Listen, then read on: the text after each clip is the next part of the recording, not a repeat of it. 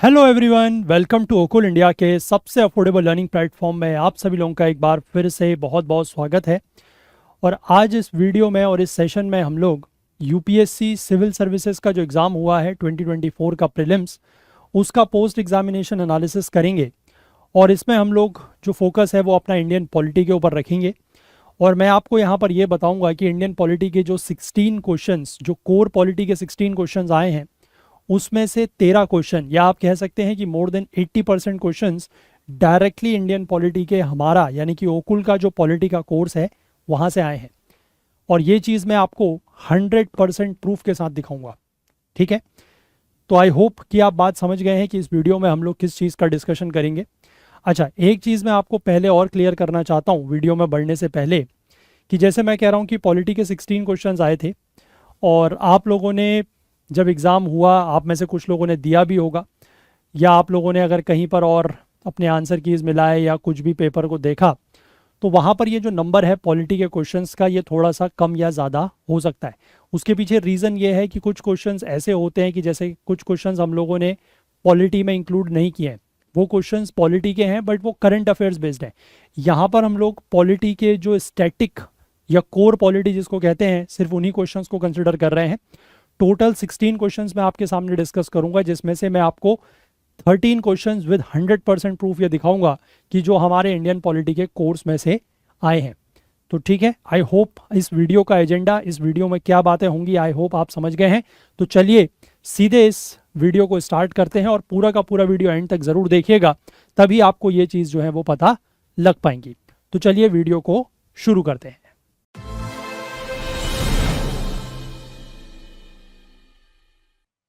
तो चलिए शुरुआत करते हैं पहले क्वेश्चन के साथ। सबसे पहला क्वेश्चन जो इस बार हम यहाँ पर डिस्कस करेंगे, और ये जो मैं आपके साथ सेट यहाँ पर डिस्कस करने वाला हूँ, जो आपको यहाँ पर एग्जैक्टली ये क्वेश्चन नंबर्स दिखाई दे रहे हैं, ये इस बार के पेपर का सेट ए है। ठीक है, ए सेट की मैं यहाँ पर बात करने वाला हूँ, सेट ए के। तो सबसे पहला क्वेश्चन जो हम यहाँ पर डिस्कस करेंगे वो सेट ए का क्वेश्चन नंबर 61 है। इसमें लिखा गया है कि who was the provisional president of the constituent assembly before doctor Rajendra Prasad took over, कि डॉक्टर राजेंद्र प्रसाद के कार्यभार संभालने से पहले संविधान सभा के अस्थाई सभापति कौन थे, या प्रोविजनल प्रेसिडेंट कौन थे, या टेम्परेरी प्रेसिडेंट कौन थे। ठीक है, ऑप्शन दिया गया है C Rajagopalachari, doctor B R Ambedkar, T Krishnamachari और डॉक्टर सच्चिदानंद सिन्हा। तो जवाब तो वैसे आप लोगों को पता ही होगा, it's a very easy question, though it's a very easy question, but मैं आपको इसका पहले प्रूफ दिखाता हूं, उसके बाद फिर हम लोग इसके आंसर पर आएंगे। तो प्रूफ मैं आपको इस तरीके से दिखाऊंगा। दो सोर्सेज मैंने यहाँ पर कवर करे हैं। एक हमारा जो वीडियो कोर्स है, फुल कोर्स है पॉलिटी का, उसका मैं आपको सोर्स दिखाऊंगा, और साथ ही साथ जो हमारे कंपाइल्ड पीडीएफ नोट्स हैं उनका सोर्स दिखाऊंगा। तो जिन लोगों के पास ये कंपाइल्ड पीडीएफ नोट्स हैं या हमारे यूट्यूब पर जो वीडियोज अवेलेबल हैं, मैं जो भी आपको वीडियो बताऊंगा या जो टाइम बताऊंगा उस टाइम पर आप एग्जैक्टली जाके अगर वो चीज़ें चेक करना चाहें तो खुद से भी चेक कर सकते हैं। तो सबसे पहले अगर मैं आपको कंपाइल्ड पीडीएफ नोट्स की बात बताऊं, तो यहाँ पर आप बिल्कुल साफ साफ लिखा हुआ देख सकते हैं कि doctor Sachchidananda Sinha the oldest member was elected as the temporary resident, resident नहीं है ये प्रेसिडेंट है, ये यहाँ पर भी क्लियर किया गया है, टेम्परेरी प्रेसिडेंट। ठीक है ना, temporary president of the assembly. और उसके बाद डॉक्टर राजेंद्र प्रसाद जो हैं वो असेंबली के प्रेसिडेंट बनते हैं। और यहाँ पर भी यही चीज़ लिखी गई है, doctor Sachchidananda Sinha oldest member elected as the temporary president of the assembly, और उसके बाद डॉक्टर राजेंद्र प्रसाद इसके प्रेसिडेंट बनते हैं। तो इसके हिसाब से अगर आप जवाब देखेंगे तो it's a very easy answer is D, that is doctor Sachchidananda Sinha. ठीक है, एक क्वेश्चन देख लिया हमने। इसके बाद हम लोग नेक्स्ट क्वेश्चन पर बढ़ेंगे। Question number second, question number 62 set A का। With reference to the government of India act 1935 consider the following statements. ठीक है, भारत सरकार अधिनियम 1935 के संदर्भ में निम्नलिखित कथनों पर विचार कीजिए। सबसे पहला, टू स्टेटमेंट का क्वेश्चन है। सबसे पहला स्टेटमेंट कहता है it provided for the establishment of an all India federation based on the union of British Indian provinces and princely states. इसमें ब्रिटिश भारतीय प्रांतों और देसी रियासतों को मिलाकर एक अखिल भारतीय परिसंघ या फेडरेशन की स्थापना का प्रावधान किया गया। पहला स्टेटमेंट। सेकंड स्टेटमेंट कहता है कि डिफेंस और foreign affairs were kept under the control of the federal legislature. रक्षा और विदेश संबंधी मामलों को परिसंघीय विधानमंडल के नियंत्रण के अधीन रखा गया। Which of the statements given above is or are correct? इनमें से कौन सा स्टेटमेंट करेक्ट है? One only, two only, both one and two, या नाइदर वन नॉर टू? चलो पहले मैं थोड़ा सा इसके प्रूफ की बात करता हूं, फिर आंसर पर आएंगे। देखो, हमने government of India act 1935 cover किया। इसमें हमने ये बात की कि एक ऑल इंडिया फेडरेशन, जिसमें देखो ऑल इंडिया फेडरेशन की हमने बात करी, और वहां पर हमने ये कहा कि ऑल इंडिया फेडरेशन और all India federation consisting of the provinces and the princely states as units. ठीक है, और यही चीज हमने यहां पर भी बात की कि ऑल इंडिया फेडरेशन बनाने की बात हुई है, जिसमें प्रोविंसेस यानी कि ब्रिटिश इंडियन प्रोविंसेस और प्रिंसली स्टेट्स। ठीक है, तो ये तो चीज क्लियर हो गई। अब लेकिन जो दूसरा वाला इसका स्टेटमेंट था, तो पहला स्टेटमेंट तो इस हिसाब से क्लियर है। अब जो दूसरा वाला स्टेटमेंट है ना, वो आपको एग्जैक्टली यहां पर नहीं मिलेगा। ठीक है, अगर आप देखें तो यहां पर ये चीजें दी गई हैं कि पावर जो है वो इस तरीके से 3 लिस्ट में डिवाइडेड थी, या जो फेडरल सब्जेक्ट्स हैं वो रिजर्व सब्जेक्ट्स थे, कुछ ट्रांसफर्ड सब्जेक्ट्स थे। तो इनमें से क्या था कि जो रिजर्व सब्जेक्ट्स थे, ये रिजर्व सब्जेक्ट्स रखे गए थे गवर्नर जनरल के पास, और इसी में से कुछ ऐसी, मतलब ये गवर्नर जनरल के सोल डिस्क्रिशन में ये सब्जेक्ट्स थे, और इसी में जो उस तरीके के सब्जेक्ट थे जैसे डिफेंस हो गया, है ना, या आपका फॉरेन अफेयर्स हो गया, एक्सटर्नल अफेयर्स हो गया, वो आपके रिजर्व सब्जेक्ट्स में थे। तो इसके हिसाब से अगर आप आंसर चेक करोगे तो आंसर जो पहला स्टेटमेंट है ये तो मैंने आपको दिखाई दिया, बिल्कुल एग्जैक्टली क्लियर है। और सेकंड में लिखा गया है कि डिफेंस और फॉरेन अफेयर जैसे सब्जेक्ट जो है वो फेडरल लेजिस्लेचर के अंडर में थे, वो फेडरल के अंडर में नहीं थे, they were under the control of governor general. तो उस हिसाब से ये स्टेटमेंट गलत है। बट क्योंकि हमारे कोर्स में या हमारे नोट्स में आपको ये क्वेश्चन पूरा नहीं मिल रहा है, ठीक है, 100% नहीं मिल रहा है, 2 में से सिर्फ एक ही स्टेटमेंट मिला, एक नहीं मिला, आंसर वैसे इसका ये है, that is one only. But इस क्वेश्चन को मैं क्लेम नहीं कर रहा हूं। ठीक है, I am not claiming this question कि ये हमारे उसमें से आया हुआ है। तो 2 क्वेश्चन अभी तक हो गए, जिसमें से एक क्वेश्चन हमारे उसमें से आया हुआ है 100%, दूसरा वाला नहीं आया हुआ है। ठीक है, कोई बात नहीं, नहीं आया हुआ है तो हम उसमें कोई जोर जबरदस्ती नहीं करते। जो नहीं आया हुआ है वो नहीं आया हुआ है, वो हम एक्सेप्ट करते हैं। ठीक है, चलिए इसके बाद अगर हम नेक्स्ट क्वेश्चन पर आए, that is question number 3। As per Article 368 of the Constitution of India, the Parliament may amend any provision of the Constitution by way of addition, variation and repeal. Bharat के संविधान के अनुच्छेद 368 के अनुसार संसद निम्नलिखित में से किनके द्वारा संविधान के किसी उपबंध में संशोधन कर सकेगी? 3 तरीके बताए गए हैं, एडिशन, वेरिएशन, रिपील, या परिवर्धन, परिवर्तन और निरसन। ठीक है, फिर से एक बार हम लोग पहले इसके प्रूफ पर आ जाते हैं। आर्टिकल 368 हमने डिस्कस किया हुआ है। ठीक है, आर्टिकल 368 जो पार्ट 20 ऑफ द कॉन्स्टिट्यूशन में दिया गया है, डील करता है with the powers of the parliament to amend the constitution and its procedure, and parliament में exercise of its constituent power amend by way of, तीनों वर्ड दिए गए हैं, एडिशन, वेरिएशन, रिपील। ये मैं आपको वीडियो से दिखा रहा हूं। ठीक है, वीडियो में आपको यहां पर दिख जाएगा amendment of the constitution part 1, और 6 मिनट के आसपास में आपको ये चीज दिख जाएगी अगर आप वीडियो में देखना चाहें तो। ठीक है, यहां पर भी देखो साफ साफ लिखा हुआ है, तीनों वर्ड्स आपको मिल जाएंगे, एडिशन, वेरिएशन और रिपील। ठीक है, और ये चीज आपको हमारे कंपाइल्ड पीडीएफ नोट्स के पेज नंबर 43 में मिल जाएगी। तो इसके हिसाब से अगर आप इस क्वेश्चन का आंसर चेक करना चाहें तो आंसर क्या है? तीनों ही है। ठीक है, एडिशन से भी हो सकता है, वेरिएशन से भी हो सकता है, रिपील से भी हो सकता है। तो answer will be your option D, that is 1, 2 and 3। Clear है? ठीक है, तो ये क्वेश्चन भी हम लोग क्लेम कर सकते हैं, 100% हमारे उसमें से है। तो 3 क्वेश्चन में से 2 हमारे उसमें से हो गए, एक नहीं है, वो हम एक्सेप्ट कर रहे हैं। उसके बाद हम लोग अगर अगले क्वेश्चन में आए, दैट इज क्वेश्चन नंबर 4।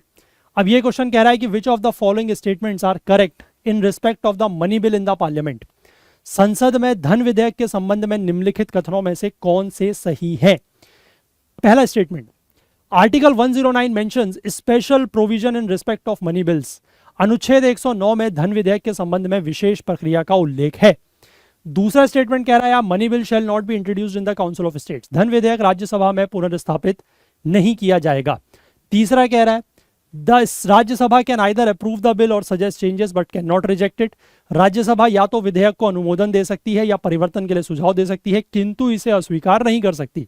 और चौथा स्टेटमेंट कह रहा है amendments to a money bill suggested by the Rajya Sabha have to be accepted by the Lok Sabha. Rajya Sabha द्वारा धन विधेयक में सुझाए गए संशोधन को लोकसभा द्वारा स्वीकार करना होगा। तो select the correct answer using the code below 1 and 2, 2 and 3, 1, 2 and 3 और 1, 3 and 4। चलो पहले थोड़ा सा प्रूफ की बात करेंगे। यहाँ पर हम लोगों ने इसको पार्लियामेंट का हमारा जो पार्ट 11 वीडियो है उसके 9 मिनट 21 सेकंड पर आपको ये चीज़ दिखाई देगी, या कंपाइल्ड पीडीएफ नोट्स के पेज 22 पर भी आप देख सकते हैं।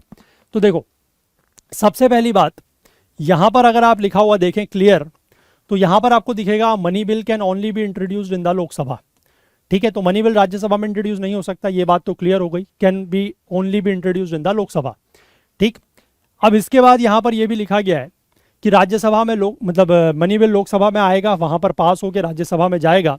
अब राज्यसभा में मनी बिल को लेकर पावर्स काफी रेस्ट्रिक्टेड है। ठीक है, इट कैन नॉट रिजेक्ट और amend the money bill, it can only make recommendations. Money bill को राज्यसभा ना तो रिजेक्ट कर सकती है, ना उसमें कोई बदलाव या अमेंडमेंट कर सकती है, सिर्फ अपने रिकमेंडेशंस दे सकती है। रिकमेंडेशंस देने के बाद 14 दिन के अंदर वो बिल लोकसभा को लौटाना होगा। मतलब जब भी लोकसभा के पास से पास होकर बिल राज्यसभा में आया है, तो चाहे वो उसमें कोई रिकमेंडेशंस देना चाहे या ना देना चाहे, उसके बाद 14 दिन के अंदर वो लोकसभा में वापस किया जाएगा। और लोकसभा कैन आइदर एक्सेप्ट और रिजेक्ट ऑल और any of the recommendations of the Rajya Sabha. यानी कि लोकसभा के पास ये पावर है कि वो राज्यसभा के द्वारा जो भी रिकमेंडेशंस दिए गए हैं उनको या तो सारे के सारे रिकमेंडेशंस को एक्सेप्ट कर ले, सारे के सारे को रिजेक्ट कर ले, कुछ को एक्सेप्ट कर ले, कुछ को रिजेक्ट कर ले, ये सारी पावर लोकसभा के पास है। तो मतलब राज्यसभा ने जो अगर रिकमेंडेशंस दिए हैं तो उनको मानना, ठीक है, या उनको एक्सेप्ट करना लोकसभा के लिए मैंडेटरी नहीं है। ठीक है, ये चीजें यहां से क्लियर हो रही हैं और ये सब चीजें हमने यहां पर भी लिखी हैं। ठीक है ना, आई होप क्लियर है। अब इसके बाद अगर आप क्वेश्चन पर आए तो देखें, क्वेश्चन में लिखा है money bill shell not B introduced in the council of states. Council of states मतलब राज्यसभा, राज्यसभा में नहीं हो सकता, ये तो मैंने आपको दिखाई दिया। Rajya Sabha can either approve the bill or suggest changes but can not reject it. ये बात भी सही है कि राज्यसभा या तो बिल को अप्रूव करेगी या उसमें कुछ चेंजेस सजेस्ट करेगी, वही मतलब रिकमेंडेशंस देगी, लेकिन उसको रिजेक्ट नहीं कर सकती, ये बात भी सही है। और चौथा स्टेटमेंट कह रहा है कि amendments to a money bill suggested by the Rajya Sabha have to be accepted by Lok Sabha. मैंने बताया कि राज्यसभा से अगर कोई मनी बिल वापस लोकसभा में आता है विद और विदाउट रिकमेंडेशंस, अगर विदाउट रिकमेंडेशंस है तब तो कोई इशू है ही नहीं, तब तो ये वाला पॉइंट ही नहीं बनेगा, है ना। लेकिन अगर कोई अमेंडमेंट्स के रिकमेंडेशन राज्यसभा से आई है, अमेंडमेंट सजेस्टेड का मतलब क्या हो गया कि कोई रिकमेंडेशंस आई है। अब वो रिकमेंडेशंस के साथ बिल जब राज्यसभा से पास होकर लोकसभा में आया है तो लोकसभा के पास ये पावर है कि वो उन रिकमेंडेशंस को एक्सेप्ट करे या रिजेक्ट कर दे। ठीक है, अगर मल्टीपल रिकमेंडेशंस हैं तो कुछ को एक्सेप्ट कर सकती है, कुछ को रिजेक्ट कर सकती है, या सबके सबको रिजेक्ट भी कर सकती है। तो they have to be accepted by Lok Sabha गलत है। ठीक है, तो इस हिसाब से ये गलत हो गया। अब आप आंसर पर अगर आए तो 4 आपका आंसर में नहीं होना चाहिए, दैट इज फॉर श्योर, तो ये वाला ऑप्शन आपका चला गया। इसके बाद 1 और 2, क्योंकि 3 भी सही है तो ये भी गलत है। अब 2 और 3 और 1, 2 और 3। अब हालांकि ये वाला जो पॉइंट है ना, ये एग्जैक्टली आपको यहां पर नहीं मिल रहा है, बट ये जो कॉन्स्टिट्यूशन लेज डाउन है special procedure for the passing of money bills in the parliament है, ये वाला पॉइंट आपका आर्टिकल 109 में लिखा है। ठीक है, तो उस हिसाब से अगर आप बात करेंगे तो आपका जो पहला स्टेटमेंट है दैट ऑल्सो गोज राइट। ठीक है, तो आंसर विल बी 1, 2 और 3, that is option C. Clear है। तो 4 क्वेश्चन में से 3 हमने क्लेम कर लिए, एक क्वेश्चन को हम छोड़ रहे हैं, वो मैं आपको पहले ही बता चुका, 1935 वाला, क्योंकि वो हमारे उसमें से नहीं है तो हम उसको नहीं मानेंगे। ठीक है, यहां तक क्लियर हो गई बात, कोई डाउट नहीं है। ठीक है, 4 क्वेश्चन हम लोग देख चुके हैं। 5वें क्वेश्चन पर आएंगे। The north eastern council was established by the North Eastern Council Act of 1971. इसके बाद subsequent to the amendment of NEC Act in 2002, the council comprises which of the following members? पूर्वोत्तर परिषद की स्थापना पूर्वोत्तर परिषद अधिनियम 1971 के द्वारा की गई थी, और वर्ष 2002 में NEC अधिनियम के संशोधन के बाद परिषद में से निम्नलिखित में से किन किन सदस्यों को शामिल किया गया है। अब देखो, governor of the constituent state, यानी कि जो स्टेट नॉर्थ ईस्टर्न काउंसिल में होगी उसके गवर्नर को, उस स्टेट के चीफ मिनिस्टर को, 3 members to be nominated by the president of India and the home minister of India. ठीक है, इस क्वेश्चन में वैसे थोड़ा डाउट है, हालांकि ये हम इसको क्लेम नहीं करने वाले हैं क्योंकि ये हमारे नोट्स में नहीं है, बट फिर भी अगर आप इसका आंसर जानना चाहें तो इसका answer according to me should be 1, 2 और 3। ठीक है, क्योंकि 4th अगर आप होम मिनिस्टर को कंसिडर करते भी हैं नॉर्थ ईस्टर्न काउंसिल में, तो home minister is not a member, इसमें मेंबर्स की बात हो रही है। तो 1, 2 और 3 will be the answer and answer should be A. कहीं पर अगर आपने चेक किया होगा तो इसका आंसर आपको डी भी मिलेगा, बट मोस्ट प्रोबेबली इसका आंसर जो है वो होना चाहिए ए। ठीक है, क्योंकि होम मिनिस्टर को अगर आप नॉर्थ ईस्टर्न काउंसिल में शामिल मानते भी हैं तो he is the chairman, he is not the member, ठीक है। लेकिन यहां पर बात हो रही है मेंबर्स की, क्लियर है बात। चलिए आगे बढ़ें। और वैसे भी इस क्वेश्चन को हम लोग क्लेम नहीं कर रहे हैं क्योंकि हमारे नोट्स में ये पूरी तरीके से नहीं था। नॉर्थ ईस्टर्न काउंसिल की बात थी, लेकिन ये मेंबर्स कौन कौन है क्या है ये हमने नहीं कवर किया है, तो कोई बात नहीं, हम नोट्स को आगे इंप्रूव करेंगे, दैट इज़ फॉर श्योर। वो एक रेगुलर इवेल्युएशन की प्रोसेस होती है, इवॉल्व करती है चीज़ें, बट अभी नहीं है तो मैं क्लेम नहीं कर रहा हूँ, ठीक है। तो 5 में से 3 क्वेश्चन हमारे हो गए, 2 नहीं है, कोई बात नहीं। इसके बाद आगे बढ़ेंगे क्वेश्चन नंबर 6 पे। How many delimitation commissions have been constituted by the government of India till December 2023। 2023 के दिसंबर तक भारत सरकार द्वारा कितने परिसीमन आयोग गठित किए गए हैं, ठीक है। अगेन एन इजी क्वेश्चन दो, बट अगर इसकी हम बात करें तो हमने रीएडजस्टमेंट आफ्टर एज सेंसस का जो टॉपिक है दैट इज पार्लियामेंट पार्ट 2 में 8 मिनट से आप इसको देख पाएंगे, या कंपाइल्ड पीडीएफ नोट्स के पेज नंबर 201 में आपको ये मिल जाएगा। और यहाँ पर ये साफ साफ लिखा हुआ है कि पार्लियामेंट ने अभी तक डिलिमिटेशन कमीशन जो है वो 4 बनाए हैं, दैट इज 1952 में, 62 में, 72 में और 2002 में, ठीक है। यही चीज़ आपको यहाँ पर भी मिल जाएगी, 1952, 62, 72 और 2002। तो 4 डिलिमिटेशन कमीशन जो है वो अभी तक बने हैं, ठीक है। तो इसका जवाब क्या होगा, the answer will be option D, that is 4, ठीक है। ये एग्जैक्टली नोट्स में है, वीडियोस में है, तो इसको हम क्लेम करेंगे। तो 6 में से 4 और 2 हो गया।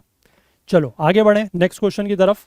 क्वेश्चन नंबर 7, क्वेश्चन नंबर 7 ये कहता है the constitution 71st amendment act of 1992 amends the 8th schedule to the constitution to include which of the following languages, ठीक है। संविधान का जो 71वां संशोधन है, 71वां संशोधन अधिनियम 1992 के द्वारा निम्नलिखित में से किस भाषा को शामिल करने के लिए संविधान की 8वीं अनुसूची में संशोधन किया गया है। आपको पता है कि हमारे जो ऑफिशियल लैंग्वेजेस हैं, ठीक है, या हम कह सकते हैं जितनी भी हमारी लैंग्वेजेस हैं, जो 22 लैंग्वेजेस हैं, वो किस में है, 8th शेड्यूल में है। अब कॉन्स्टिट्यूशन में अमेंडमेंट किया गया 1992 में, और 8th शेड्यूल में कुछ भाषाओं को ऐड किया गया। तो इनमें से कौन सी हैं, कोंकणी, मणिपुरी, नेपाली, मैथिली। देखो बिल्कुल एग्जैक्ट हमने इसको डिस्कस किया हुआ है ऑफिशियल लैंग्वेजेस के पार्ट 1 में, वीडियो में 38 मिनट पे आपको मिल जाएगा। कंपाइल्ड पीडीएफ नोट्स के पेज नंबर 399 में मिल जाएगा। और साफ साफ यहाँ पर लिखा हुआ है कि एट प्रेजेंट यानी कि 2019 के हिसाब से 8th schedule of the constitution में 22 लैंग्वेजेस हैं। ओरिजिनल जो है वो 14 लैंग्वेजेस थी, ठीक है। यहाँ पर लैंग्वेजेस बताई गई हैं सारी की सारी। इसके बाद यहाँ पर बताया गया है कि सिंधी लैंग्वेज जो है वो 21st अमेंडमेंट एक्ट ऑफ 1967 से ऐड हुई है। और 3 भाषाएं हैं, कोंकणी, मणिपुरी और नेपाली, ये 71st अमेंडमेंट एक्ट ऑफ 1992 से ऐड हुई है। साफ साफ दिख रहा है 71st अमेंडमेंट एक्ट ऑफ 1992, और 3 भाषाओं के नाम भी दिख रहे हैं, दैट इज कोंकणी, मणिपुरी और नेपाली, ठीक है। मैथिली और सांथाली, बोडो, डोगरी, मैथिली, सांथाली, ये 92nd अमेंडमेंट एक्ट हुए हैं 2003 के।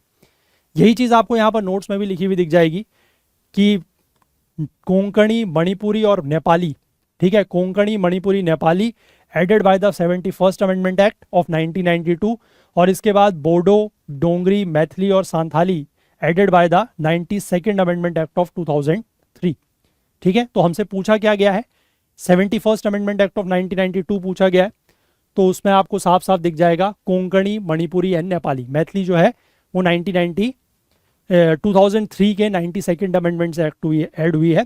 तो आंसर विल बी 1, 2 एंड 3। अब कौन सा है चेक कर लो, answer number is option A, that is 1, 2 and 3, ठीक है, क्लियर है। चलिए इसके बाद आगे बात करें क्वेश्चन नंबर 8 की। तो 7 में से 5 क्वेश्चन हमारे हैं, है ना, 2 नहीं है, कोई बात नहीं। क्वेश्चन नंबर 8 पर आएंगे, which of the following statements are correct about the constitution of India. Powers of the municipalities are given in part 9A of the Constitution. Emergency provisions are given in part 18 of the Constitution. Provisions related to the amendment of the Constitution are given in part 20 of the Constitution. ठीक, इनमें से correct छांटना है, बहुत आसान है। देखो 74th amendment act 1992 हमने कंपाइल्ड पीडीएफ नोट्स के पेज नंबर 320 पर ये मेंशन किया हुआ है, बाकी वीडियो में तो है ही है। अब इसमें लिखा गया है कि 74th अमेंडमेंट एक्ट ऑफ 1992, ये आपको पता है कि म्यूनसिपैलिटीज से डील करता है, और इसके तहत एक नया पार्ट ऐड किया गया इस अमेंडमेंट के through, that is part 9A। यानी कि पार्ट 9A में क्या है, part 9A has municipalities, clear है। इसके बाद इमरजेंसी की बात कर लें तो साफ साफ लिखा गया है कि emergency provisions are contained in part 18 of the constitution, ये भी क्लियर है, पेज नंबर 127 पे मिल जाएगा आपको। और इसके बाद article 368 in part 20 deals with the powers of the parliament to amend the constitution and its procedure. ये तो अपन पीछे भी देखा था एडिशन, वेरिएशन, रिपील वाले क्वेश्चन में भी। ठीक है, तीनों के मैंने आपको दिखा दिए। अब इसके बाद आप यहाँ पर चेक कर लीजिए, powers of the municipalities given in part 9A बिल्कुल सही है। इमरजेंसी प्रोविजंस पार्ट 18 बिल्कुल सही है।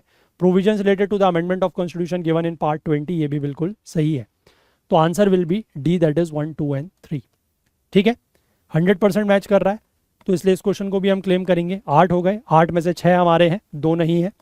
ठीक है, वो 2 नहीं है वो भी हम याद रखेंगे। इसके बाद हम लोग नेक्स्ट क्वेश्चन पर आएंगे, question number 9। Which one of the following statements is correct as per the constitution of India. अब ये क्वेश्चन थोड़ा सा बढ़िया क्वेश्चन था, थोड़ा सा हमारे नोट्स का यूज और थोड़ा सा अपने दिमाग का यूज, दोनों चीज अगर आप करते तो क्वेश्चन कर सकते थे, बट मैं इस क्वेश्चन को क्लेम करूंगा, उसके पीछे रीजन आप देखिएगा। Which one of the following statements is correct as per the constitution of India. Inter state trade and commerce is a state subject under the state list. ठीक, inter state migration is a state subject under the state list. Interstate quarantine is a union subject under the union list and corporation tax is a state subject under the state list। अब देखो, थोड़ा सा यहां पर आपको दिमाग लगाना था। पहली बात तो पूछा है करेक्ट, ठीक है, देखो बड़ा अच्छा सा दिमाग आपको यहां पर लगाना था और यहां पर आपको अपना थोड़ा सा पॉलिटी के कंसेप्ट्स का भी यूज करना था। स्टेट लिस्ट की बात हो रही है यहां पर भी, यहां पर भी, इन दोनों स्टेटमेंट्स को चेक करेंगे पहले। स्टेट लिस्ट का मतलब क्या होता है ना, या state subject under the state list, state subject under the state list, इसका मतलब क्या होता है। हमारे जो शेड्यूल 7 है, जो 7वीं अनुसूची है, वहां पर हमें पता है कि जो सेपरेशन ऑफ पावर्स है ना, उसमें 3 लिस्ट बनाई गई है। One is union list, one is state list, one is concurrent list. Union list का मतलब है उसमें जो सब्जेक्ट्स दिए गए हैं उनको लेकर लॉज बनाने की जो पावर है वो यूनियन के पास है। यूनियन में लॉज बनाने की पावर किसके पास है, पार्लियामेंट के पास, संसद के पास। ठीक, स्टेट लिस्ट का मतलब क्या है, स्टेट लिस्ट में जो भी सब्जेक्ट्स मेंशन किए गए हैं उनको लेकर लॉज बनाने की पावर किसके पास है, स्टेट लेजिस्लेचर के पास। अब स्टेट्स सब अलग अलग हैं, तो हर स्टेट के पास, मतलब वो कुछ ऐसे सब्जेक्ट्स हैं या कुछ ऐसे टॉपिक्स हैं कि जिनको लेकर हर स्टेट के पास सब्जेक्ट है कि वो अपने अपने कानून बना सकते हैं। ठीक, उसके बाद तीसरी जो लिस्ट होती है that is known as concurrent list. उसमें जो सब्जेक्ट्स मेंशन है उसमें पावर्स, उनको लेकर लॉज बनाने की पावर स्टेट के पास भी है, सेंटर के पास भी है, बट अगर सेंटर लॉ बनाता है तो वो स्टेट के ऊपर सुपरसीड करेगा। मतलब स्टेट और सेंटर अगर दोनों लॉज बनाते हैं या कहीं पर कोई कन्फ्लिक्ट होता है तो सेंटर का लॉ जो है वो सुपीरियर माना जाएगा। ठीक है, यही होता है। अब देखो यहां पर लिखा गया है inter state trade. Inter state trade का मतलब क्या हुआ, inter state trade and commerce, यानी कि एक राज्य और दूसरे राज्य के बीच का। ठीक है, इंटर स्टेट का मतलब यही हुआ, अंतर राज्य, एक राज्य और दूसरे राज्य के बीच का। अब अगर एक राज्य और दूसरे राज्य के बीच का जो ट्रेड एंड कॉमर्स है, यानी कि 2 राज्य इन्वॉल्व हैं, अब 2 राज्य अगर इन्वॉल्व हैं तो ये state subject under the state list में कैसे आएगा, आप खुद सोचो। ठीक है, कोई भी 2 राज्य, सपोज कर लो यूपी और एमपी, ये 2 राज्य हैं, यूपी और एमपी के बीच में कोई इंटर स्टेट ट्रेड हो रहा है, तो ट्रेड को लेकर या जो भी मतलब उससे रिलेटेड इशू है या रिलेटेड सब्जेक्ट है उसको लेकर अगर वो स्टेट लिस्ट में है तो एमपी का अपना रूल होगा या अपना लॉ होगा, यूपी का अपना लॉ होगा। तो इंटर स्टेट ट्रेड जो है वो स्टेट लिस्ट के अंदर सब्जेक्ट कैसे हो सकता है, क्योंकि फिर तो 2 स्टेट्स के जो लॉज हैं वो आपस में कन्फ्लिक्ट करेंगे। तो इंटर स्टेट ट्रेड यानी कि जो अंतरराज्यीय चीजें हैं वो कभी भी स्टेट लिस्ट में नहीं होंगी, क्योंकि स्टेट लिस्ट का मतलब है कि स्टेट के डोमेन के अंदर। हाँ, इंट्रा स्टेट ट्रेड जो है यानी कि किसी भी राज्य के अंदर होने वाला जो ट्रेड है वो स्टेट लिस्ट में होगा। ठीक है, बट इंटर स्टेट ट्रेड जो है, जो इंटर स्टेट ट्रेड है वो स्टेट लिस्ट में नहीं हो सकता। ठीक है, तो ये गलत हो जाएगा स्टेटमेंट, ये कंसेप्ट है। ठीक है, इसमें कोई आपका मतलब कोई ऐसा नहीं है कि आपने पढ़ा है नहीं पढ़ा है, ये लॉजिक है। ठीक है, ये कंसेप्ट है। सिमिलरली इंटर स्टेट माइग्रेशन है ना, अब इंटर स्टेट माइग्रेशन भी वही है, इंटर स्टेट है तो ये भी, इसमें भी 2 या 2 से ज्यादा स्टेट्स इन्वॉल्व होंगे तो ये भी स्टेट सब्जेक्ट नहीं हो सकता। ठीक, अब तीसरा स्टेटमेंट लिखा है कि inter state quarantine is a union subject under the union list. अब ये यहां पर इंटर स्टेट है और ये यूनियन सब्जेक्ट है अंडर द यूनियन लिस्ट। अब आपको लग सकता है कि ये हो सकता है, ठीक है, आपने अगर इन कंसेप्ट से इन दोनों को गलत किया कि इंटर स्टेट स्टेट लिस्ट में नहीं आ सकता, लेकिन इंटर स्टेट यूनियन लिस्ट में तो आ सकता है, दैट इज फॉर श्योर। तो ये हो सकता है, अभी इसको होल्ड में रखेंगे। चौथा स्टेटमेंट लिखा है कि स्टेट कॉरपोरेशन टैक्स जो है, ठीक है, जो निगम कर है, कॉरपोरेशन टैक्स जो है वो स्टेट सब्जेक्ट है अंडर द स्टेट लिस्ट।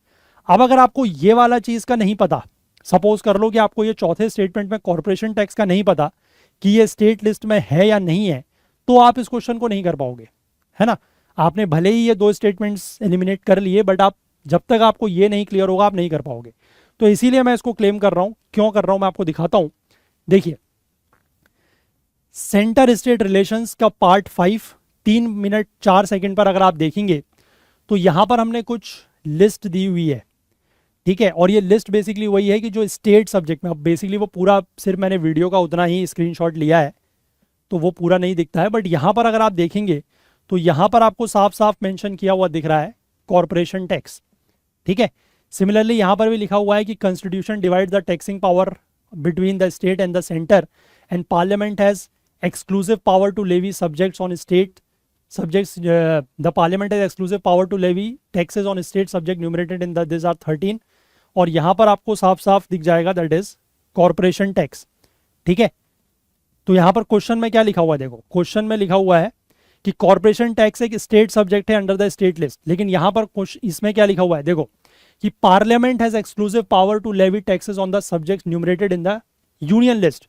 यानी कि कॉरपोरेशन टैक्स जो है वो एक यूनियन लिस्ट का सब्जेक्ट है, it is not the subject of the state list, ठीक है ना। साफ साफ लिखा हुआ है कि पार्लियामेंट के पास एक्सक्लूसिव पावर है to levy taxes on the subjects enumerated in the state list, ठीक है। और वो यहां पर साफ साफ आपको दिया हुआ है दैट इज कॉरपोरेशन टैक्स। तो कॉरपोरेशन टैक्स कौन सी लिस्ट में है, यूनियन लिस्ट में है, it is not in the state list, ठीक है। तो जब आप इसको चीज को पढ़ते हैं और समझते हैं तब आप ये कह सकते हैं कि हाँ ये दो तो हम पहले गलत कर चुके थे, ये वाला भी गलत हो जाएगा क्योंकि corporation tax state subject under the state list नहीं है बल्कि rather it is under union list. तो ये गलत हो गया।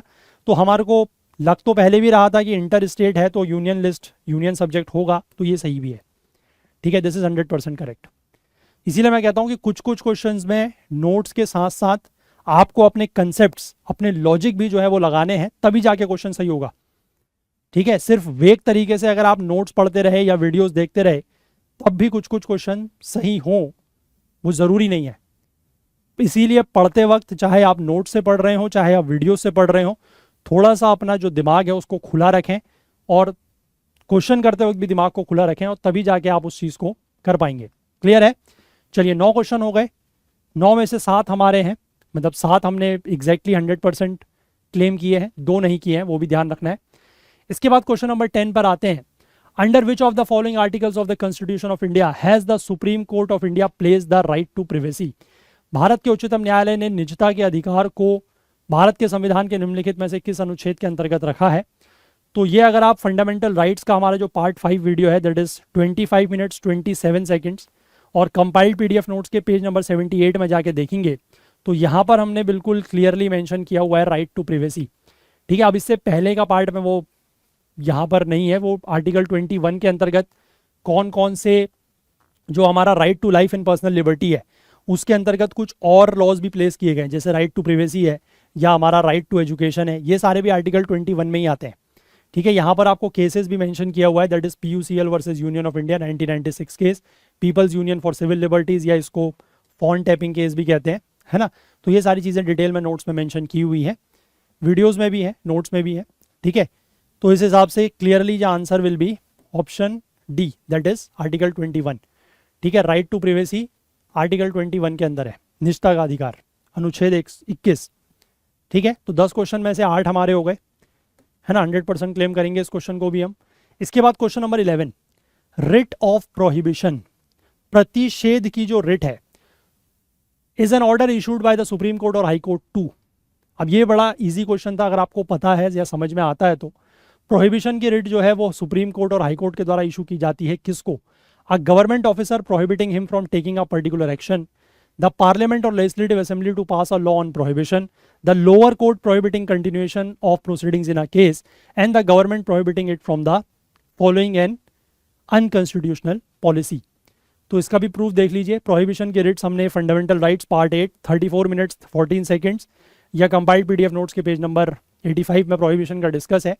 अब इसमें साफ साफ लिखा गया है कि prohibition it is issued by a higher court to a lower court or tribunal to prevent the latter from exceeding its jurisdiction or usurping a jurisdiction that it does not possess. The writ of prohibition can be issued only against judicial and quasi judicial authorities. ठीक है, ये बड़ा important point है। अब यहां से आप देख लीजिए कि रिट ऑफ प्रोहिबिशन सबसे पहली बात तो जो है कि हायर कोर्ट के द्वारा लोअर कोर्ट्स को लगाई जाती है, तो सुप्रीम कोर्ट और हाई कोर्ट्स अपने लोअर कोर्ट्स को ही लगाएंगे, तो लोअर कोर्ट्स को लगाएंगे तो वैसे भी ऑप्शन आपका सी ही बन रहा है। और अदरवाइज भी मैंने आपको बताया कि जो पॉइंट था कि सिर्फ जुडिशियल और क्वासी जुडिशियल बॉडीज के अगेंस्ट लगाई जा सकती है, तो गवर्नमेंट ऑफिसर यहां पर लिखा है गवर्नमेंट ऑफिसर के अगेंस्ट। अब गवर्नमेंट ऑफिसर कोई जुडिशियल और क्वासी जुडिशियल पर्सन तो है नहीं, तो ये गया। पार्लियामेंट या लेजिस्लेटिव असेंबली, ये भी जुडिशियल नहीं है, ये तो लेजिस्लेटिव बॉडी है, ये भी गया। और चौथा है गवर्नमेंट, फिर से वही गवर्नमेंट एक एग्जीक्यूटिव बॉडी है, it is not a judicial body. और यहाँ पर साफ साफ लिखा गया है कि lower court prohibiting continuation of proceedings in a case, तो आंसर विल बी ऑप्शन सी।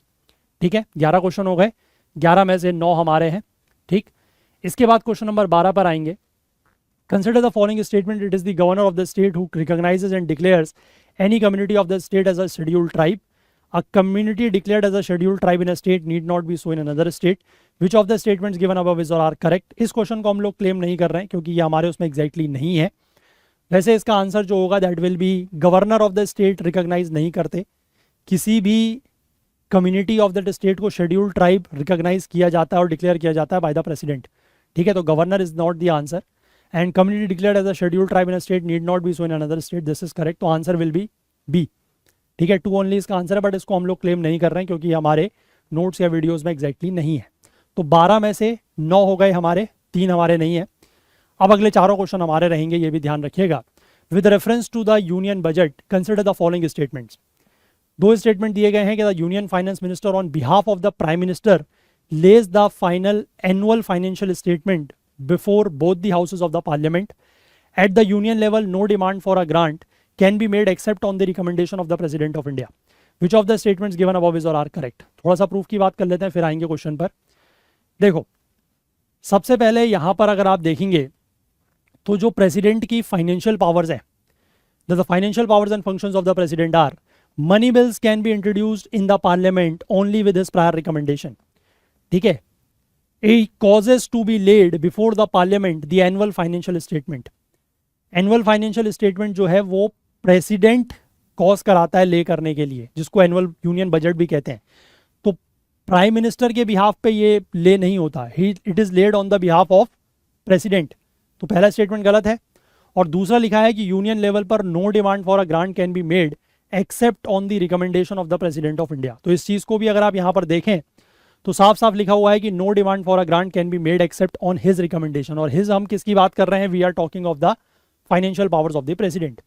तो उस हिसाब से बिल्कुल अगर आप देखेंगे प्रेसिडेंट का जो हमारा वीडियो सीरीज है पार्ट 4 में 27 मिनट 3 सेकंड पे, या कंपाइल्ड पीडीएफ नोट्स के पेज नंबर 157 में आपको ये चीज़ें साफ साफ दिख जाएंगी।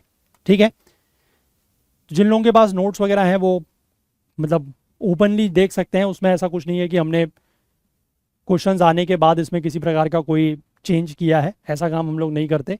आप लोग क्लियरली जाके चीज़ें देख सकते हैं। वीडियोस भी हैं अवेलेबल यूट्यूब पर, और ये भी है, जिसमें से भी चाहे आप देख सकते हैं। ठीक है, तो इसका आंसर मैं आपको पहले ही बता चुका कि ये वाला स्टेटमेंट जो है ये तो गलत है। और दूसरा स्टेटमेंट जो है कि at the union level no demand of grant can be made except on the recommendation of president, ये बिल्कुल सही है। तो answer will be option B, that is 2 only is correct. ठीक, 13 क्वेश्चन हो गए, 13 में से 10 हमारे हैं, ये भी ध्यान रखेंगे। इसके बाद क्वेश्चन नंबर 14 में आएंगे। With reference to the speaker of the Lok Sabha consider the following statements.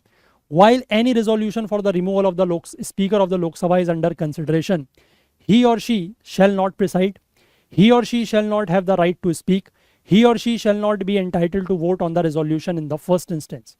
Which of the statements given above is or are correct? तो देखो साफ साफ लिखा हुआ है कि when our resolution for the removal of the speaker is under consideration, he cannot preside at the sitting of the house, though he may be present. यानी कि जब स्पीकर को रिमूव करने का रिजोल्यूशन उसके ऊपर विचार हो रहा है, स्पीकर को हटाने का जो प्रस्ताव है जब उसके ऊपर विचार हो रहा है, तो स्पीकर जो है वो हाउस को प्रिसाइड नहीं कर सकते। हालांकि हाउस में वो रह सकते हैं as a normal member, but he is not the speaker at that time, he can not preside the house. पहला पॉइंट।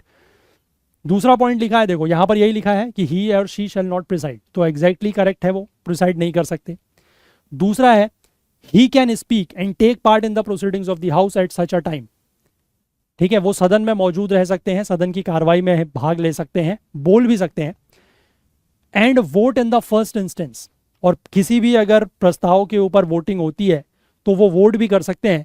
लेकिन अगर इक्वलिटी ऑफ वोट्स होती है, जैसे स्पीकर की पावर होती है ना, कि स्पीकर अगर सदन में वोटिंग हो रही है तो स्पीकर वोट नहीं करते, जो बाकी मेंबर्स हैं वो वोट करते हैं। बट अगर इक्वलिटी ऑफ वोट्स हो जाती है तो उस केस में स्पीकर वोट करते हैं। ठीक है, बट यहां पर क्या है, देखो यहां पर क्या है कि जब स्पीकर के रिमूवल का रिजोल्यूशन पे ऊपर कंसिडरेशन चल रहा है तो वो फर्स्ट इंस्टेंस में, क्योंकि मैंने बताया कि उस समय वो स्पीकर नहीं है, वो हाउस को प्रिसाइड नहीं कर रहे हैं, वो एज अ मेंबर वहां पर प्रेजेंट है, तो एज अ मेंबर वो फर्स्ट इंस्टेंस में वोट कर सकते हैं। लेकिन इक्वलिटी ऑफ वोट्स के केस में वो वोटिंग नहीं कर सकते। ठीक है, तो यहां पर ये चीज साफ साफ लिखी हुई है। आप पार्लियामेंट का पार्ट 4 जो है वीडियो का 7 minute 17 second compiled PDF notes के पेज 206, दोनों जगह ये चीजें मिल जाएंगी।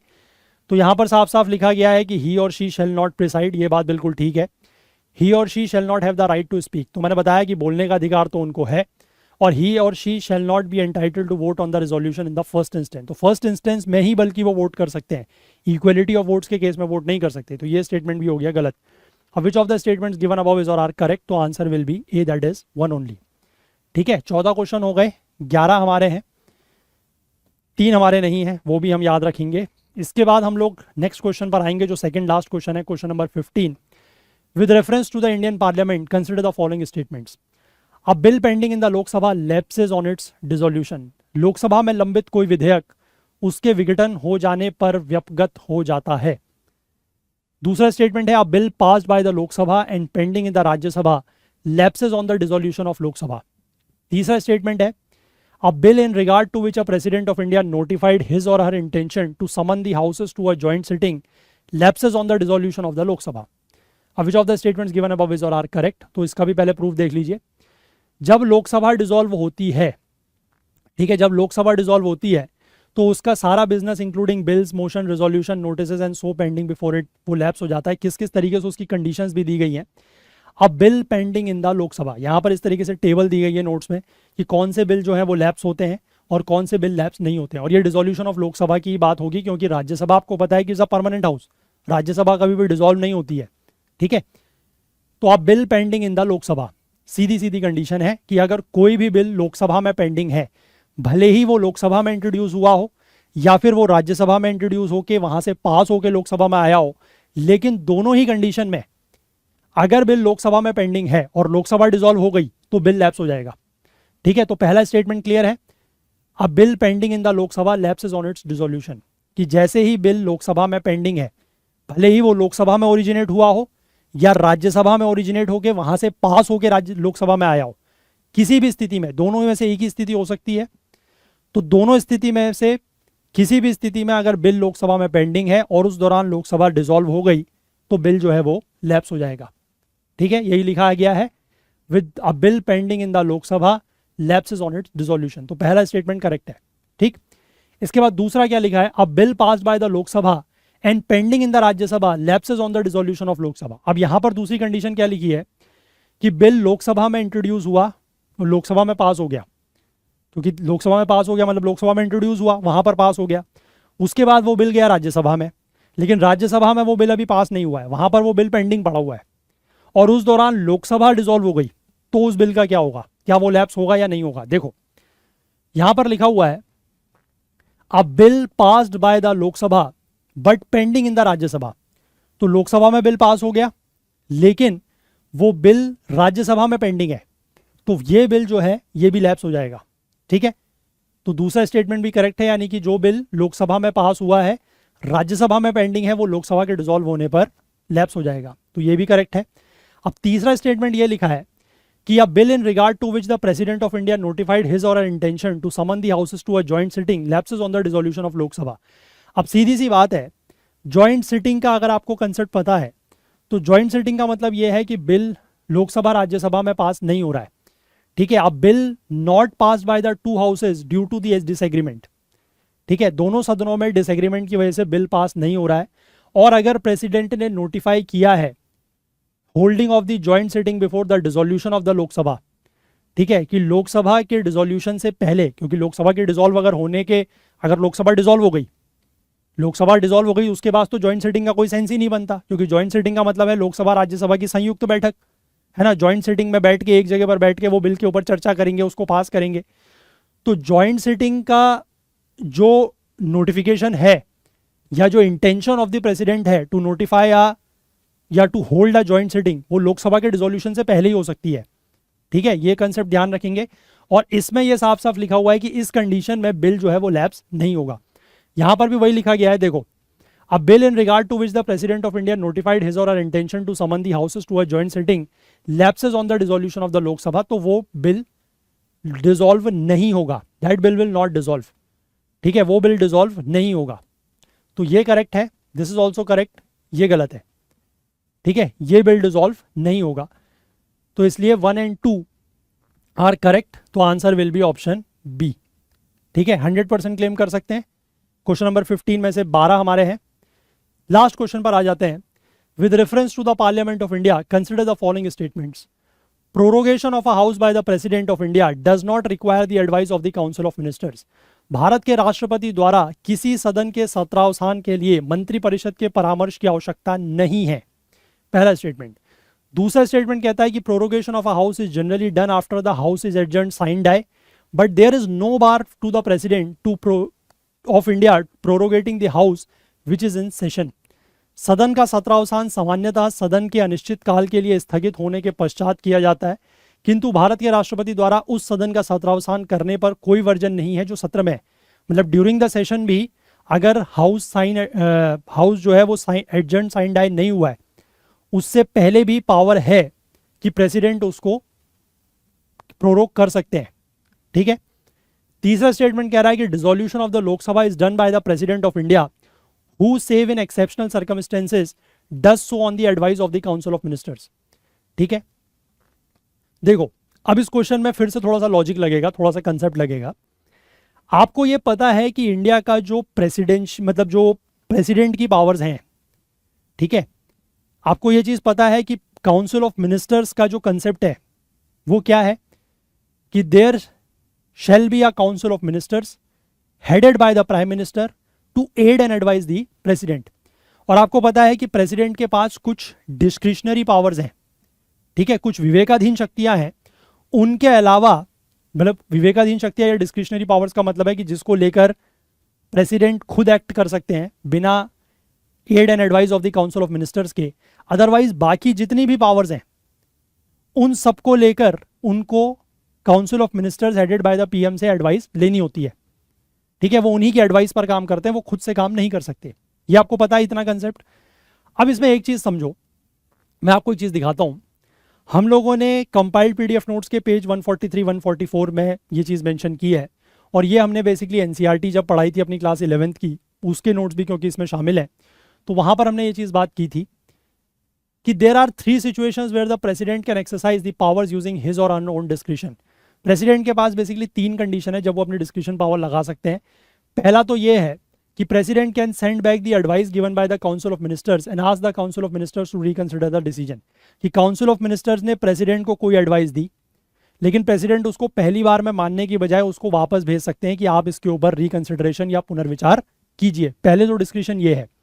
दूसरा डिस्क्रिशन ये है, ठीक है, दूसरा डिस्क्रिशन कहां पर आता है, the president also has a veto power. एक मिनट,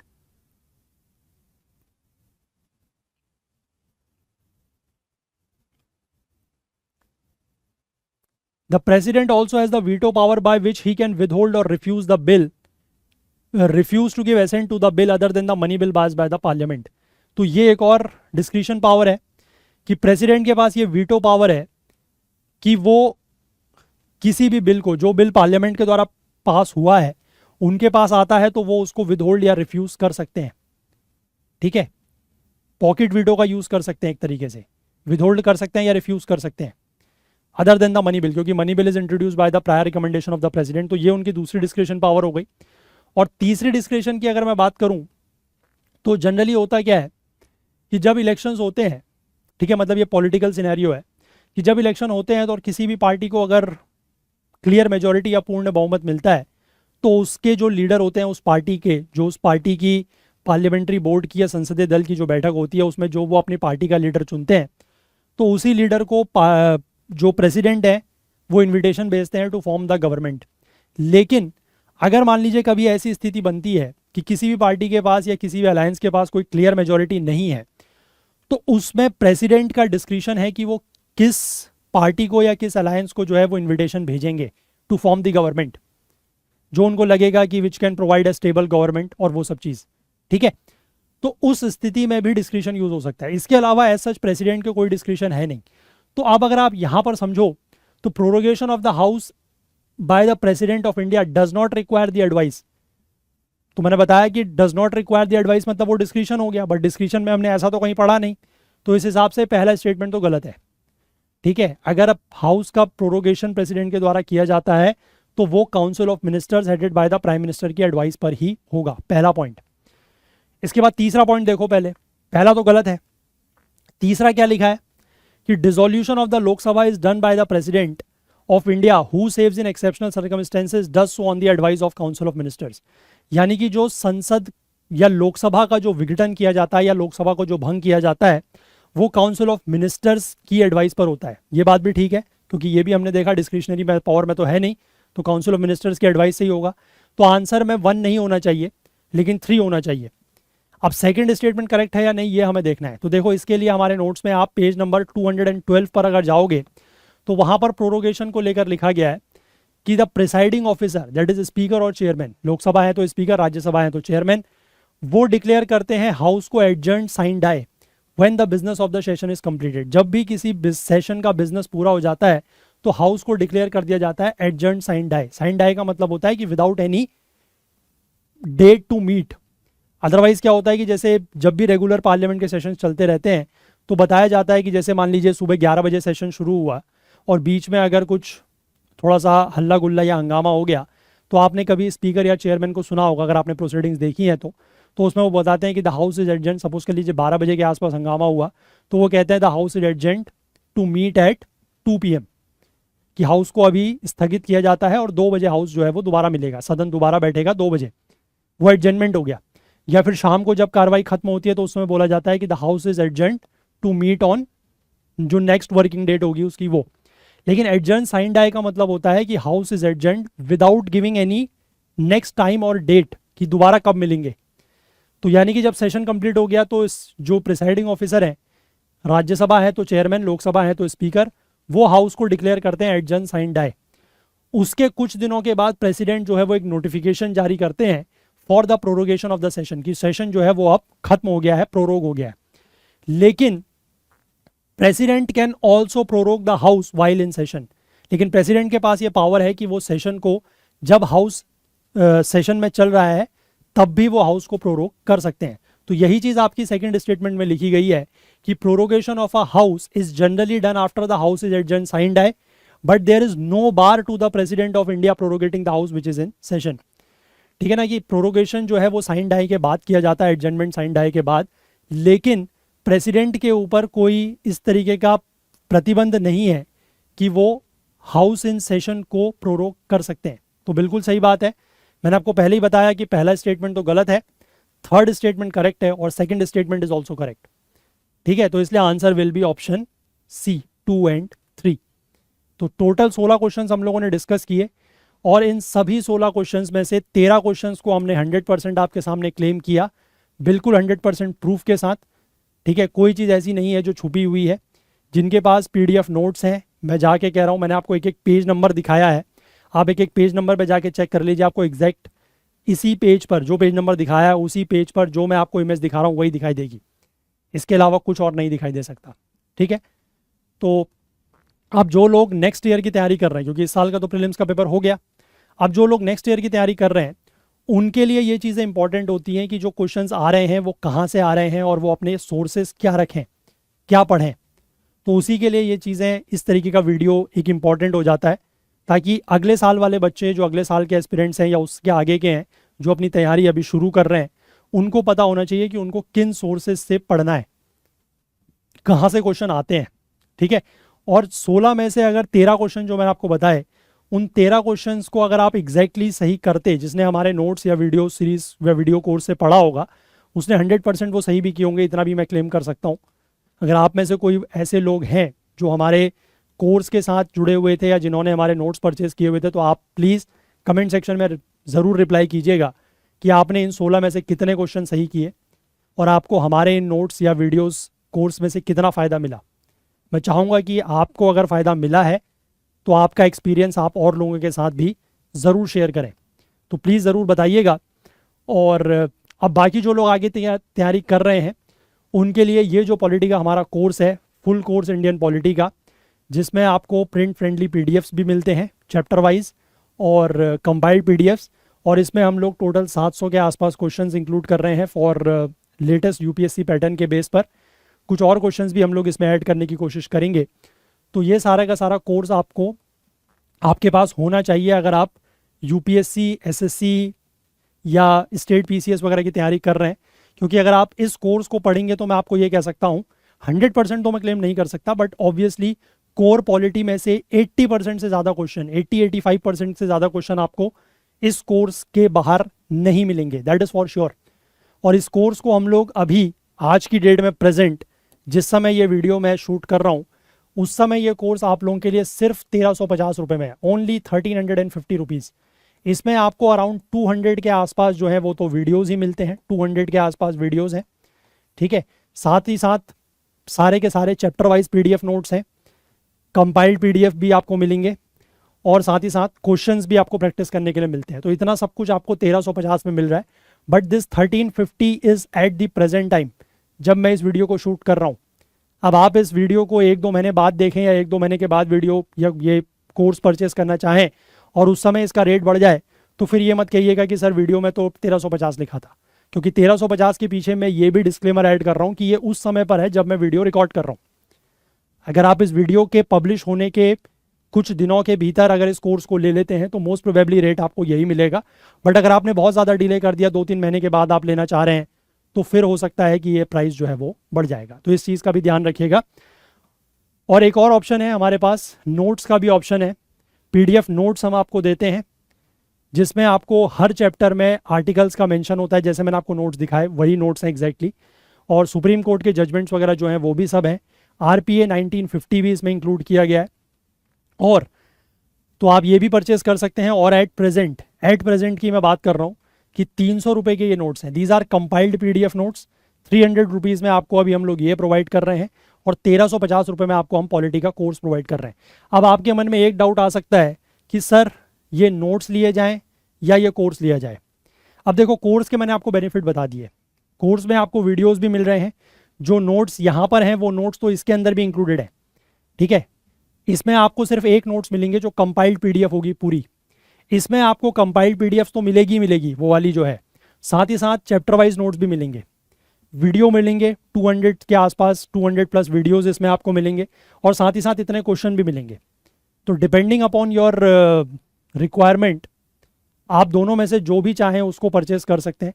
बट मैं रिकमेंड करूंगा कि अगर आप इस वीडियो कोर्स में जाते हैं तो आपको ज़्यादा फ़ायदा है, ठीक है। और 1350 रुपये कोई बहुत बड़ी अमाउंट नहीं है जिस हिसाब से मैं आपको क्वेश्चंस दिखा रहा हूँ।